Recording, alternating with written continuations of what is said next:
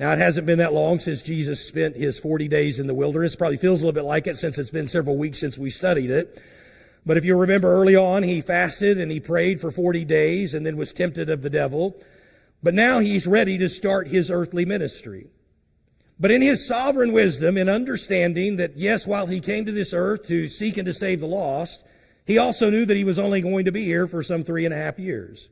So if this gospel message was going to continue after his ministry, he knew that he would have to train some men, to raise up some disciples, to carry on the Great Commission.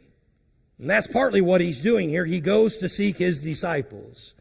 Now, not that any of his disciples were particularly qualified when you start to look at their backgrounds. I mean, they're most of them common men, blue-collar men. But in this case, Levi seems to be one of the most unlikely choices for a disciple.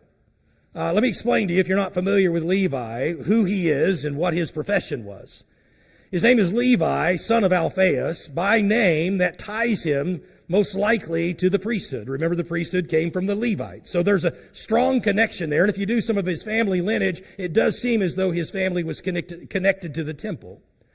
And yet, having that as a lineage, rather than following that line, he chose to join himself to Rome, abandoning everything about who he was, listen, to become a tax collector.